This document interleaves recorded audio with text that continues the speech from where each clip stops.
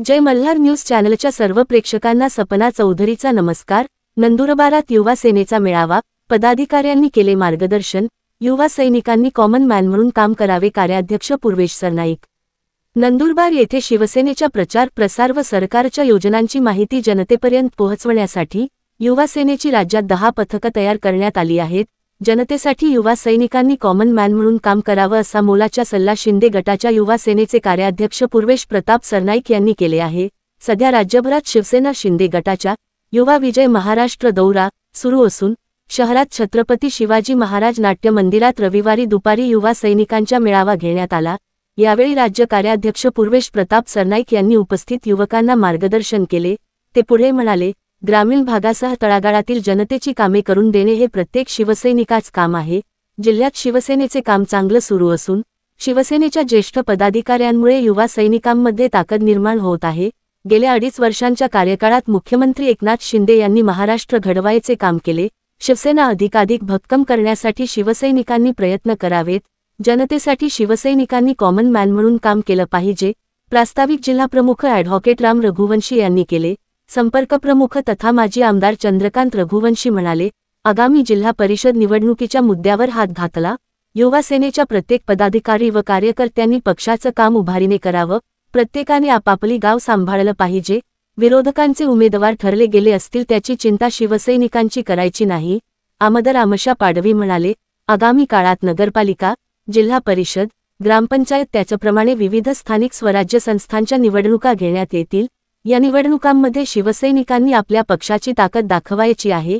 युवा सेना मुख्य सचिव राहुल लोंढे म्हणाले, नंदुरबारला लागून असलेल्या गुजरात व मध्य प्रदेश सीमेलगत देखील शिवसैनिकांनी शिवसेनेचे कार्य त्या ठिकाणी पोचवले पाहिजे।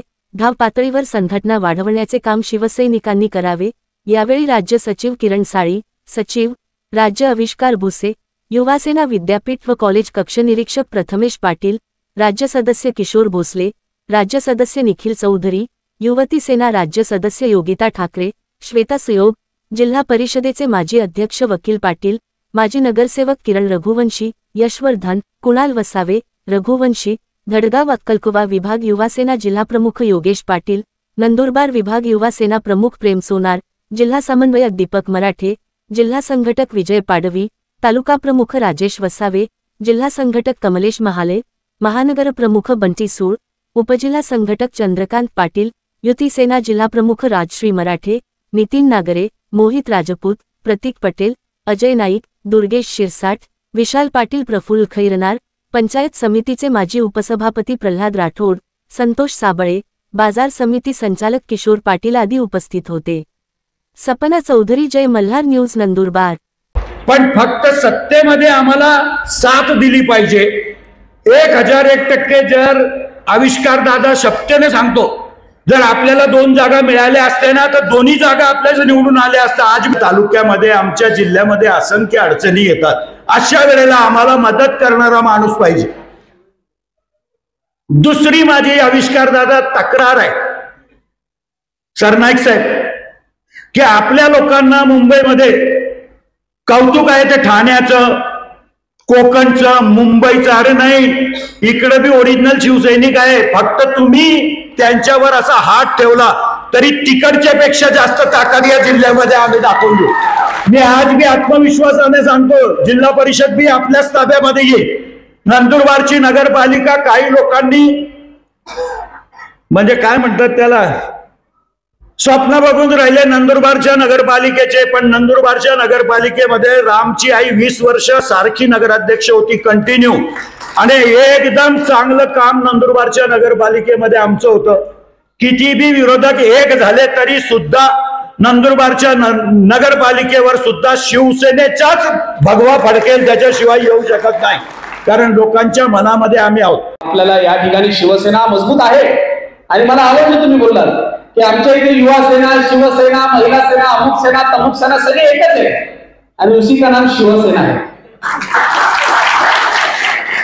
म्हणजे कॉम्पिटिशनच नाही। असंच चांगलं काम येणाऱ्या काळामध्ये सुद्धा आपण शिवसेना पक्षाच्या वतीनं, आपल्या संघटनेच्या वतीनं आपण सर्वजण करा ही अपेक्षा आपल्या सगळ्यांसमोर व्यक्त करतो। आणि आपण सर्वजण आज या ठिकाणी उपस्थित राहिल्याबद्दल मनापासून मी आपले आभार व्यक्त करतो। असेच प्रेम आशीर्वाद सहकार्य आमच्या स्थानिक सर्व पदाधिकाऱ्यांवर आपले असू द्या आणि आशीर्वाद भरभरून चंदूभाईंनी सांगितलं की लाडक्या बहिणींनी आशीर्वाद जास्तच दिला. मी बोललो आज 100% मीडियामध्ये तुमच्या भाषणामुळे आम्ही सगळे दिसणार आहोत. तुम्ही एक असे मी असं तोंड लपवायला गेलो पण नंतर मी मनात बोललो की जो बोल रहे हो दिल से बोल रहे. आणि जी काही गोष्ट त्यांनी या ठिकाणी केली ती वस्तुस्थिती मी आपल्याला सांगतो. आपण सगळे जणांनी चांगलं काम केलं पाहिजे. आज या महाराष्ट्रामध्ये गेली 2.5 वर्ष शिंदे साहेबांच्या नेतृत्वाने एक वेगळा महाराष्ट्र घडवण्याचं काम शिंदे साहेबांनी केलेलं आहे.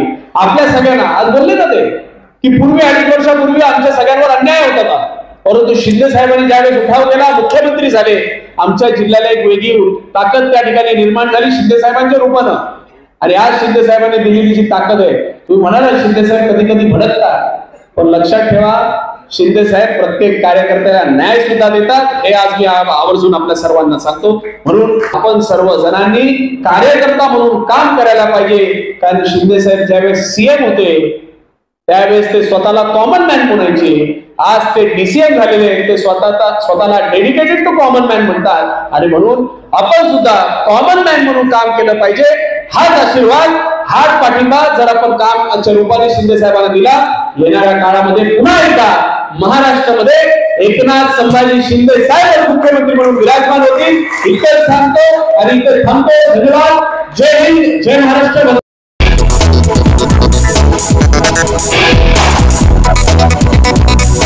We'll be right back.